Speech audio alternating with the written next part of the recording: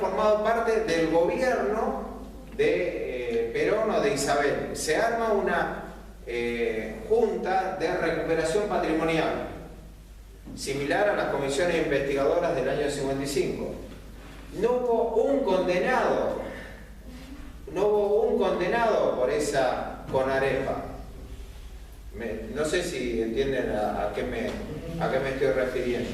Que también las situaciones son bien distintas a las actuales, pero normalmente se decía, no, está el enriquecimiento de los dirigentes. Cuando lo daban vuelta, no encontraban nada. Doy solo ejemplos. Donde la mujer de Rucci siguió viviendo donde vivía con él. La mujer de Bandor trabajaba en el policlínico de la UOM. O sea, gente que tenía que trabajar porque no tenía como parar la casa.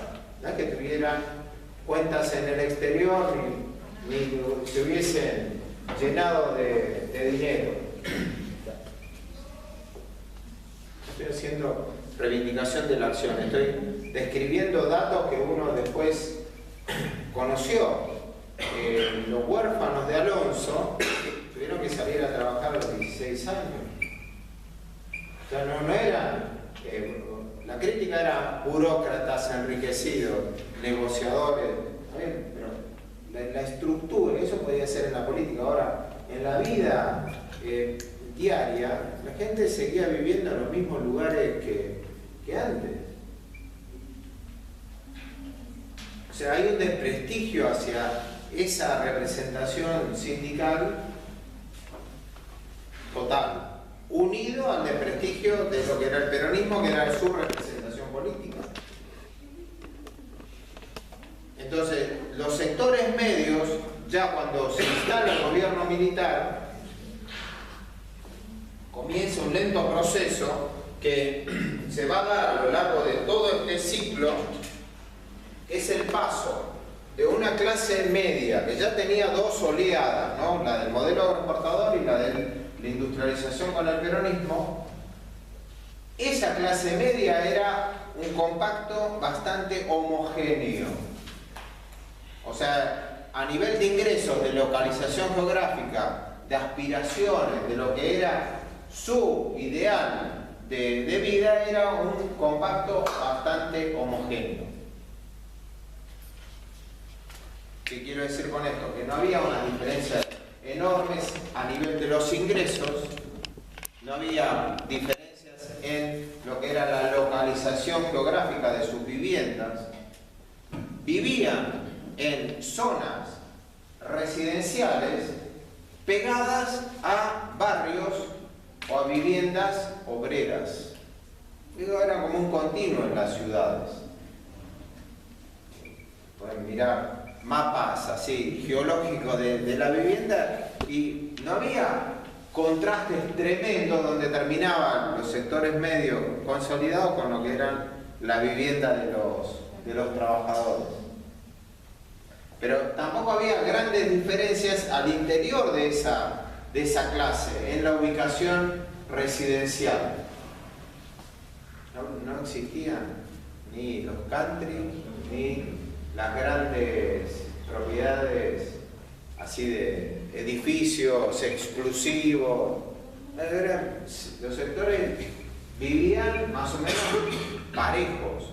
Y la diferencia en la Argentina es que para este momento había un 35, un 40% de la población que se ubicaba en ese sector.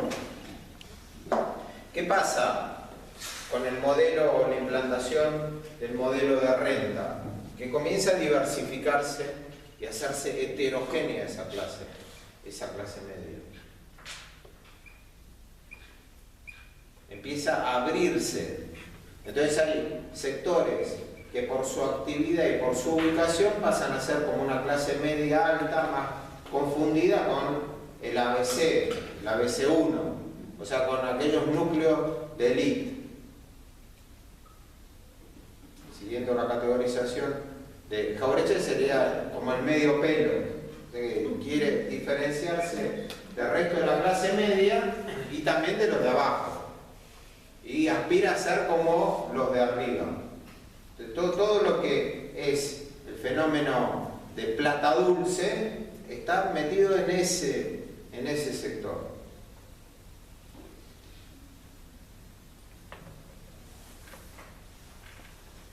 Después aparecen sectores de clase media y clases de media baja, que ya con el pasar de los años, primero en los 80 aparecen como cuentapropistas.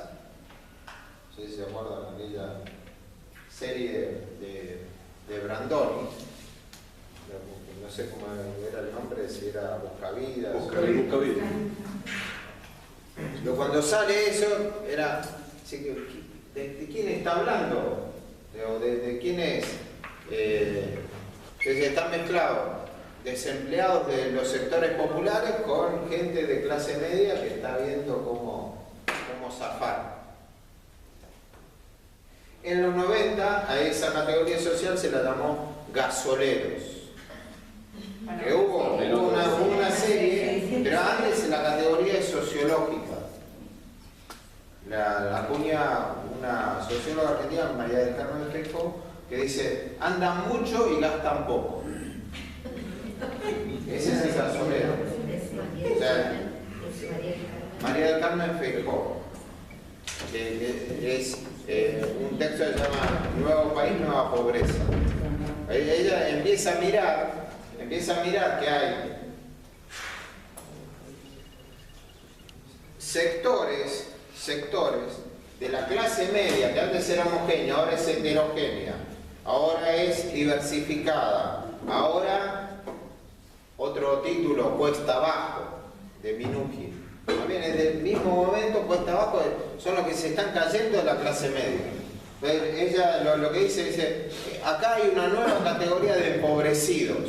No son pobres de vieja data, sino que son sectores que se han caído del mapa y que como sea se quieren agarrar. Entonces, ¿qué tienen? Tienen vivienda propia, tienen una historia laboral, tienen prestaciones próximas, porque están bien ubicados geográficamente, cerca de los hospitales y cerca del servicio gratuito de educación.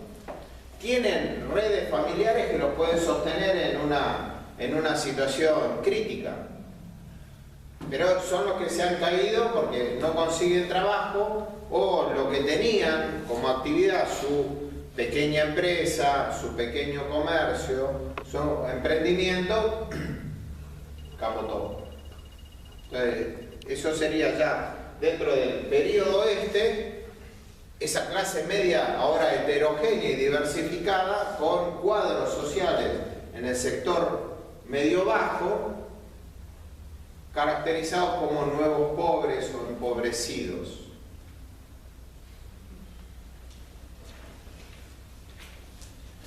¿Me siguen en la secuencia que voy haciendo? Este fenómeno de dispersión de la clase media o de heterogeneización de la clase media y de percepción muy difundida en la sociedad argentina como una sociedad de clase media, a día de hoy se le pregunta se hace una encuesta, el 80% nos ubicamos en la clase media. Pero siendo muy heterogénea, y si uno hace mal la pregunta, bueno, todos entran por el aro, ¿no? Pues nadie se quiere confundir con los de abajo, y los de abajo tienen la aspiración de formar parte de un colectivo en el que, por razones objetivas, quizás no están. Pero el origen de esa dispersión y de esa apertura viene de acá, de que esas clases medias se abrieron.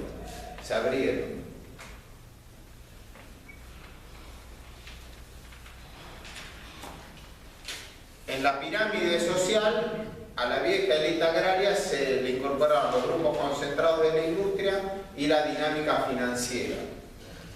Entonces se constituyó lo que hablábamos la vez pasada, el nuevo poder económico. El nuevo poder económico, en el que los apellidos tradicionales siguen apareciendo, pero asociados también a otras actividades. Y como los grupos que mandan, los que comandan la economía.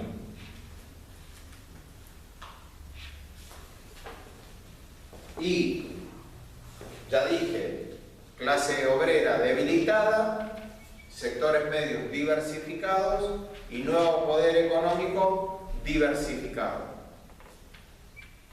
Quien gana en este periodo claramente es el nuevo poder económico, que eso se ve en la distribución de la renta y en el tipo de actividad.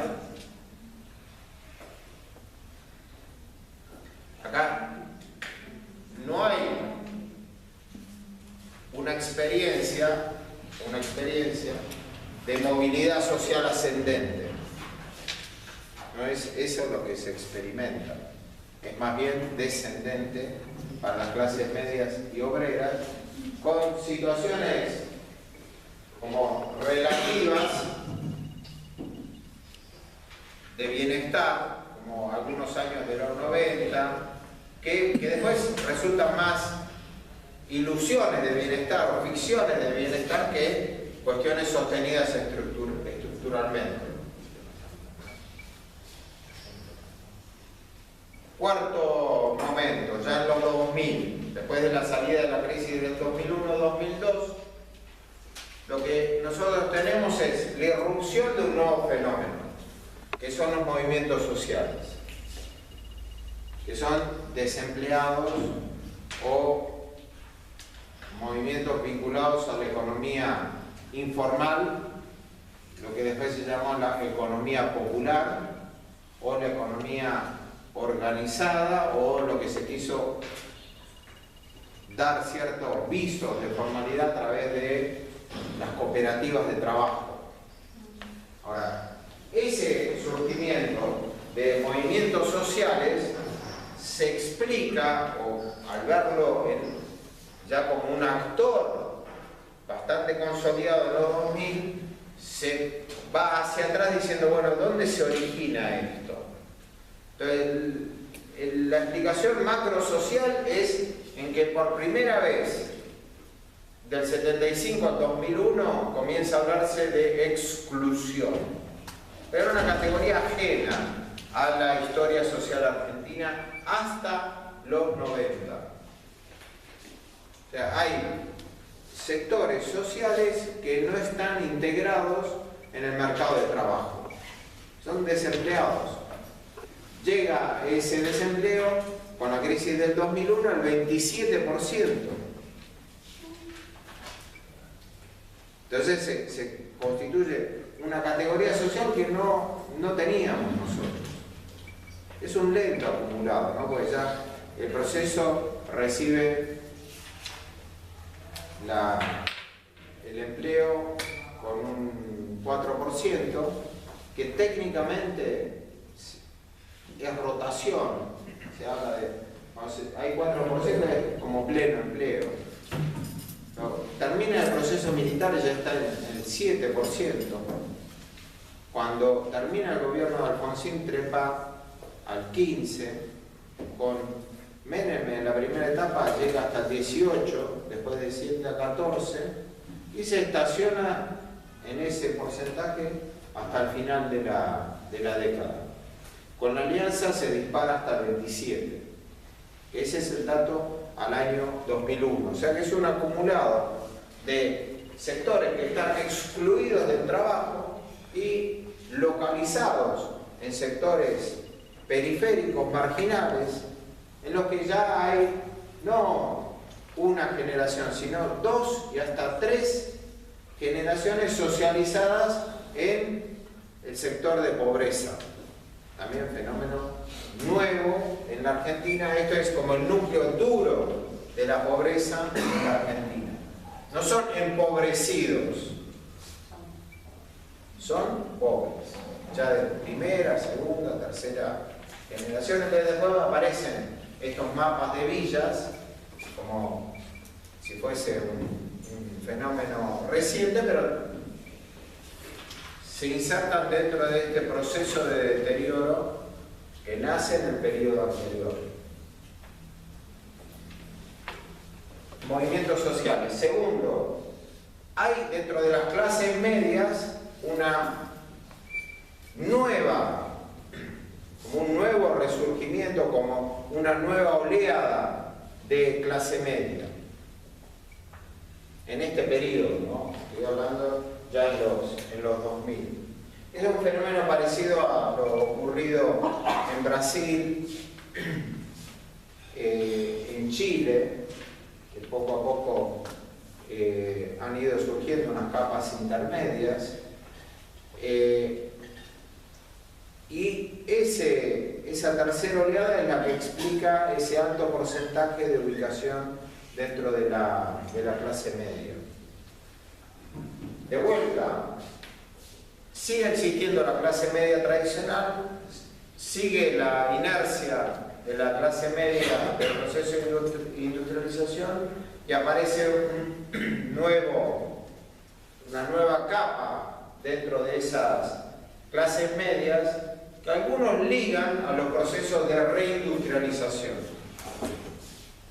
Porque en el periodo 2002-2013 en adelante hay una protección a lo que es mercado interno, hay una recuperación de la actividad económica industrial, hay nuevos emprendimientos y también en el ámbito del comercio y de los servicios esto sigue expandiéndose. Mientras la economía tenga niveles de actividad o sea próspera, esto va creciendo. Movimiento obrero. Hay un autor que es Echemendi, que ese sí está en internet, un profesor de la Universidad Torcuato Di Tella, que habla de el resurgimiento del gigante. Plantea que en el ciclo de economía del 2003 en adelante, por la creación de 4,5 millones de empleos genuinos, el sindicalismo recobró fuerza. Entonces, el gigante es, como lo llama el movimiento obrero y al peronismo, Cook, en el periodo 45-75, lo llama gigante invertebrado y miope. Desde su perspectiva era un gigante, pero que no tenía direccionalidad. Entonces, retoma la metáfora de Cook, del gigante, y dice el resurgimiento del gigante, como que el movimiento obrero, aún en las condiciones de la economía que nosotros vivimos, recobró posiciones a través de las paritarias, a través de ampliación de derechos, a partir de la creación de esa masa de empleo. Ahora, lo que no termina de decir con todas las letras es el mapa que nosotros tenemos frente, que es que dentro de la población económicamente activa, así como el movimiento obrero tiene empleo legal por cerca de 6,5 millones, 7 millones de personas, hay otro tanto que está en situación precaria, que sería informal, y que mucho de eso está representado por los movimientos sociales o no tiene representación. O sea, si bien él habla del resurgimiento del poder sindical, porque crece o vuelve a constituirse esa masa de trabajadores, en el mapa social nosotros tenemos una situación que es distinta y es mucho más compleja a la que se vivió del 45 al 75.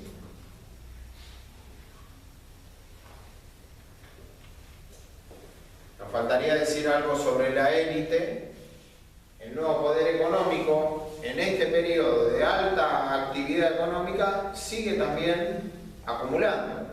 No es que le vaya mal. Se discute la distribución del ingreso, se discuten los niveles de desigualdad. en este periodo bajan.